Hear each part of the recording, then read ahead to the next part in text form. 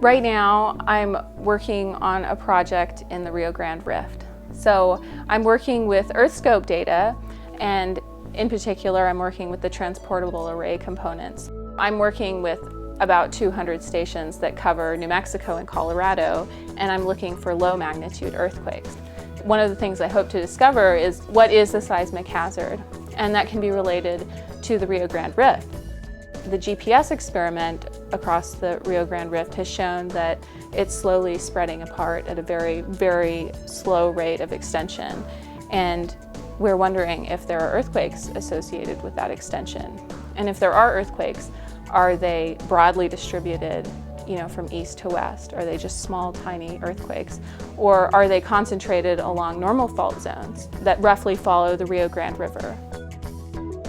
The process that I go through to find these small earthquakes starts with continuous seismic data. So these seismometers are just continually recording ground motions in 3 different components, and they're constantly moving. So you have a constant stream of data that's coming through, and you have this for over 200 stations. So my job is to find these spikes in the signal to noise ratio, is what they call it.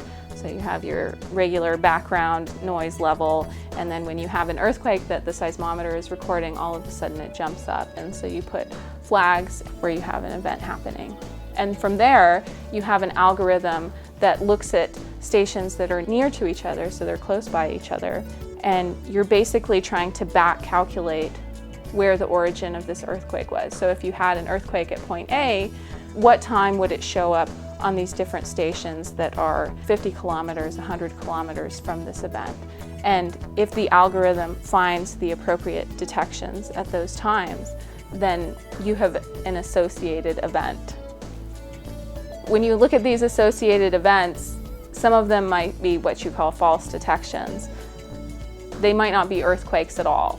And as a matter of fact, most of them are not earthquakes. Maybe a car just drove by these 4 stations at exactly the right time, and the program or the algorithm thinks that there's an earthquake, but you as an analyst and as a graduate student have to look at the data and say, no, that's not true, in fact. And you do have a lot of those events to look through, but you also have a lot of earthquakes, and you have a lot of mine blasts as well. My job is to look through all these events and decide what's a false detection, what is a mine blast, how can we discriminate the mine blasts from the earthquakes, and finally, how can we build an earthquake catalog, which is ultimately the goal. And earthquake catalog is basically just a list of earthquakes, what time they happened, where they happened, the depth at which they happened to the best of our knowledge, and also the magnitude of the event and any error that's associated with the location. So in order to do further seismic studies, if you want to study attenuation or different properties, then you need to have a catalog of events to look through. And I'm building that fundamental level of knowledge for this area with the TA data.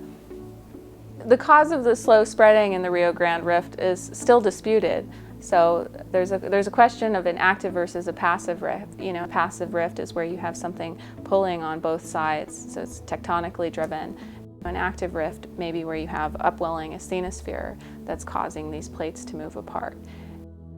Another goal of mine is to look at focal mechanisms, so the radiation pattern of seismic waves and the up and down motion they cause at different seismometers, in order to see what the fault actually looks like, what the fault plane looks like, whether it's a normal fault or a thrust fault or a strike slip fault, and do that for earthquakes of a certain magnitude, so generally 2.5 or larger. And that is interesting because it can tell us what the state of stress is in the rift and around the rift. So it can tell you the direction of maximum compression or extension. So hopefully that will give us some insight into the modern day stress state of the rift.